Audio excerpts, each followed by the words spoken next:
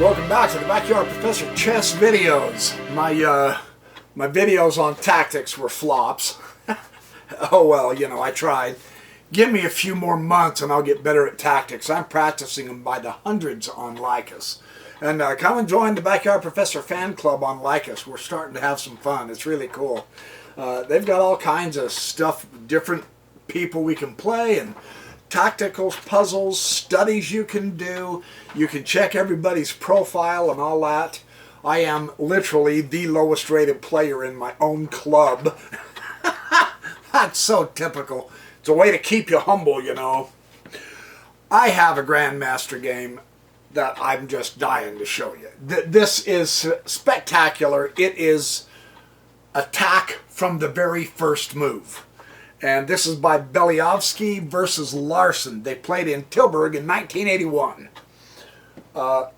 Beliavsky is white. Larson is black. He opens with e4, c6, d4, d5. Now he brings up his knight, and he will take the pawn, and the knight will take the pawn. So we're having fun in the opening. Brings up the bishop to f5, hitting the knight. The knight comes back to g3, and that bumps the bishop back to g6. Now, Beliavsky wants to put pressure on Larson, so he's going to bump the pawn. Larson sees what's going to happen, so he gives his bishop away back. But he does bring out a knight first before he proceeds to keep going on the bishop. It's important to bring your pieces in. That's in conjunction with one of our pillars of controlling the center, if not by outright possession, through influence. The best way is with pieces and pawns combined, yes, but you got to get the pieces in there supporting the pawns. That's what this knight is doing, so that's a good developing move, yes? Knight d7 does the same thing.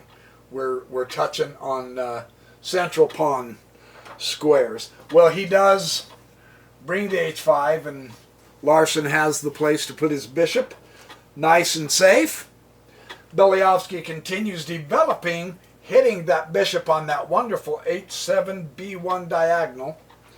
And Larson does take the bishop. So they're going to be without their white squared bishops. That's just the way it is. Queen takes the bishop. Beliavsky is beginning to mount his attack right now. It is amazing.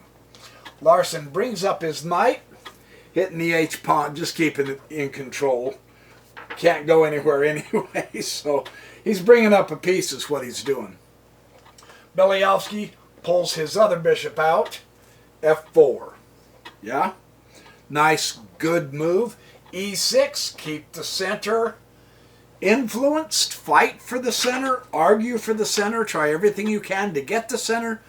Beliavsky castles queenside. So this will be a good fight. Bishop to e7, looks like Larson wants to go to the king side in the castle. Beliavsky hits the first attacking shot from the center. Yeah, on a partial open file without a rook on it yet. Very, very strong central move. a5, he's going to try to go to the queen side, get some space. Rook on the open file, our beloved pillar, absolutely, without question. By the way, Jozerneem, the guy named Jozerneem from the Netherlands, terrific guy, fabulous chess player. I almost made him beg to resign in our game until he whipped me. Way to go, Jozerneem. He's very good. Come into the club and we'll start playing each other. I decided, what the heck, let's play. So, and it's a lot of fun. You get a chat while you're playing, and so I was trying like crazy to distract him, and he went ahead and brutally massacred me. And he stuck it in my face when he got the open file, and I didn't. I fought him for the one, but he ended up with the final open file, and that is what beat me. So there you have it, you know. The game's in the archives. You can look it up. It's great. It's fun. Very fun chess learning experience for me. Anyway, rook on the file. He's going to push this a-pawn as far as he can, trying to disrupt the queen side to get some counterattacking going. Although it doesn't look like Beliavsky's doing a lot yet. Watch this next move. Knight G6. Wow. Cramping the heck out of that king side. Yeah. Threatening the castling ability. In fact, I don't think he did get a castle. Yeah, he prevents the castling. And that knight cannot be taken, or the queen comes in here, check, and causes all kinds of chaos, mayhem, and blessings. I'm telling you, this is a tough position already for poor Larson. Well, he realizes, okay, I got to quit monkeying around on the queen side here, and he moves his knight out, hitting the bishop, trying to fight for the center and offset that incredible cramping knight. That thing just beats the tar out of you. And now watch what Beliavsky does. He puts the second knight at F5. Boom! That's a cannon shot, man. Look at that position, will you? And that knight can't be taken either. That's the crazy thing about this situation. That knight cannot be taken. I mean, if he takes it, the queen comes here. He's got the rook on the file. No, the queen comes here, and then there's your mate right there. I mean, just like that, bam, bam. So neither one of those knights are takeable. Takeable. Capable of takeable. Boy, say that 3 times real fast. Capable of takeable. Capable of takeable. Capable of takeable. Yeah! Anyway, okay, let's get back to the game already. Well, what do? I mean, seriously, what do? Your bishop's getting hit twice. So he bumps it back to here. He's not going to get a castle. And as a general rule, what happens to the king who stays in the center? You attack him like crazy. Go, man, go, now. King center. I'm not exaggerating. Watch what Beliavsky does. I mean, this is brutal, man. Now, in conjunction with this idea of our pillar of look for targets, remembering targets can be a number of things, right? But what do you really see because of the position? Really, seriously. I didn't see it the first time through, so relax. But now that I played through the game a few times in order to show it to you, it just jumps out at me. I mean, it is so obvious what Beliavsky needs to do next. Without question, Beliavsky must help protect his queen and double up his rooks right here. Yeah, for those of you who are guffawing, yes, the joke's on you. No, Beliavsky did not move that rook, I promise. What he did was put the bishop at d6. Ka! Pow! That's what you call it. Ooh, right hook right there, man. Now Larson is just staggering. He has got nothing to do. A crazy situation is Larson is in a lost position. And they've only had just a piece and a pawn swapped, and Larson is completely lost. There is nothing he can do right now. Nothing. You hear me? Nothing. Say it out loud with me. Nothing. N-U-T-H-I-N. Nothing he's had. I mean, if the bishop takes it, the knight takes it, check, mate. There is nothing he can do, man. He's getting threatened by mate all over the place here. It's just staggering amazing. So, he moves the rook to g8. That's all he can do. There's really nothing he can do. I'm not kidding, man. Nothing. And now Beliofsky really rubs salt in the wound. He hits the knight on the central outpost. Bam! I mean, Larsson is already so cramped right now in such a miserable passive position, and now Beliofsky does this to him. Now he's torturing him. That is just brutal. So he does say, aha, I have a target. I get to hit the queen. So what? Watch where Beliofsky puts the queen. H3. Notice, this kind of helps illustrate something else I want to show you, just as kind of a sidelight. Because Beliofsky has more space, he can maneuver easier. Now, this is one of the very important imbalances. Alekin made a huge deal about it. Capablanca made a big deal about it. Yusupov makes a gigantic deal about it. More than Silman. Really. Watch how easy it is for him to move his queen about. He can just slide her all the way over here, and she is an anchor. Boom! Right to the center here. She is an anchor to that knight. It's not like she just moved passively out of play and is doing nothing now. She is a rock solid position. Look at how tight, cramped, and literally miserable black is. No space.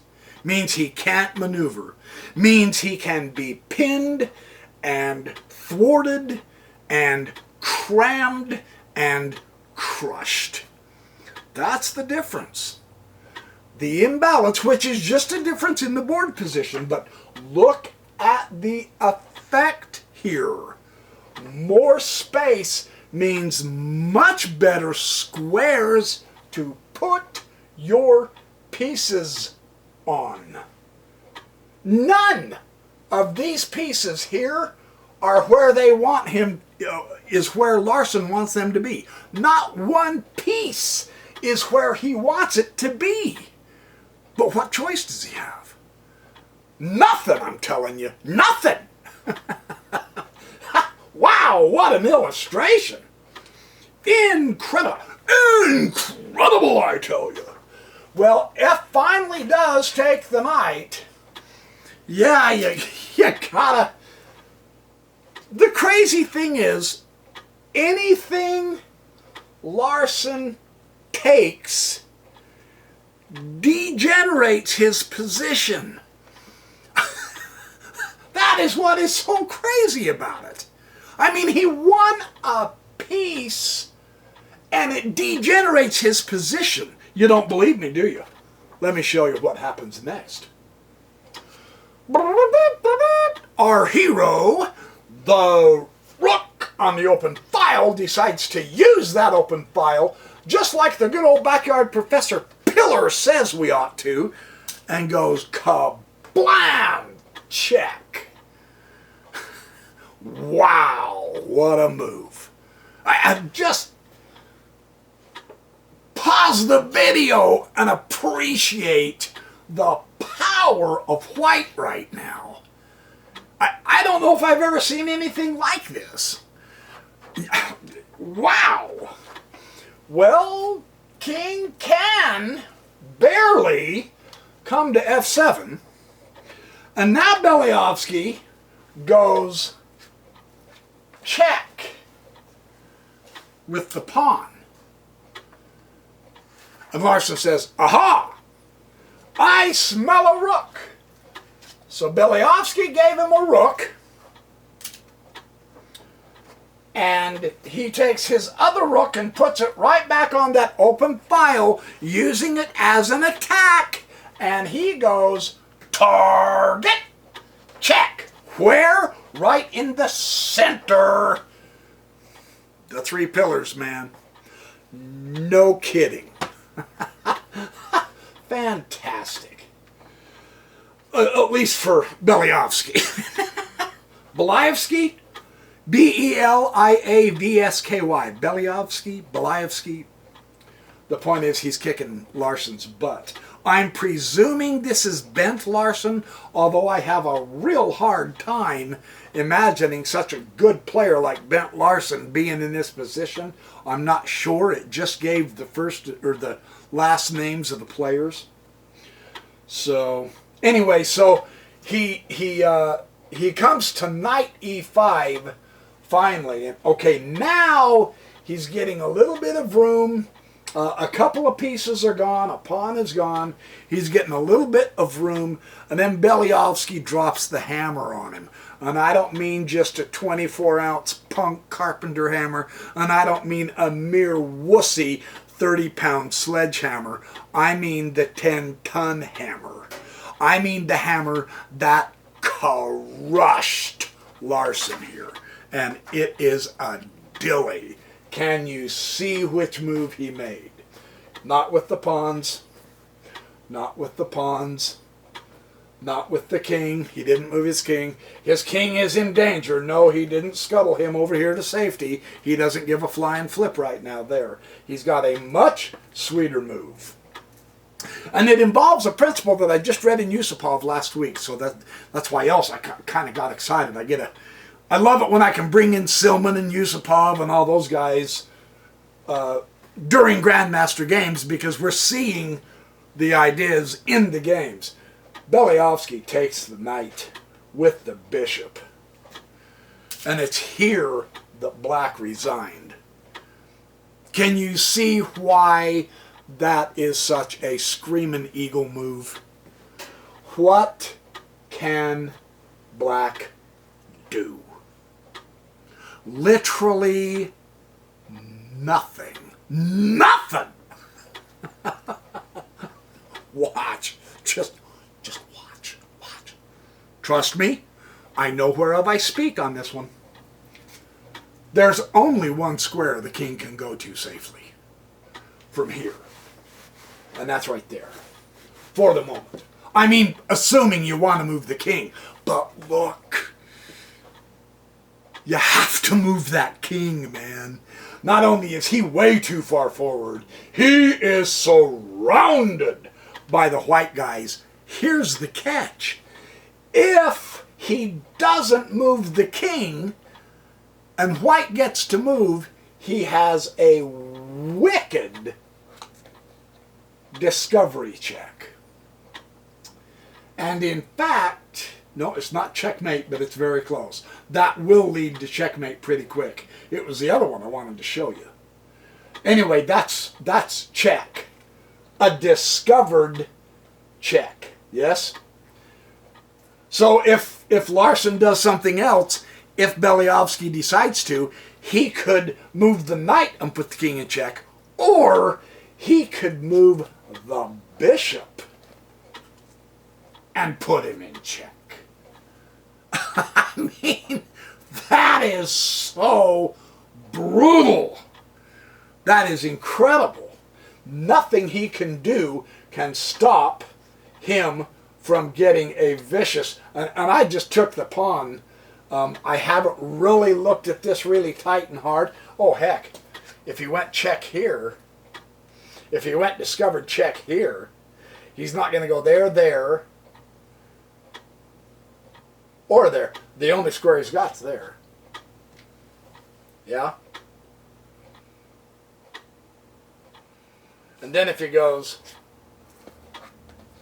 discovered check there, then that, well, that's not mate. He can take the knight. So I don't know if he'd do it that way or not. But anyway, regardless, I haven't looked at this. I know you guys criticize me when I do a game without looking at the total end result, but I've got snow tonight, so I thought I'd hurry up and squeeze in a quick video. You guys figure it out and see what happens. The point is, white kicked his rump. Because he used the three pillars idea, but also you notice he did not play any passive moves whatsoever. This is exquisite Grandmaster chess. So there's your video for the few minutes. I'm going to go out and snowplow.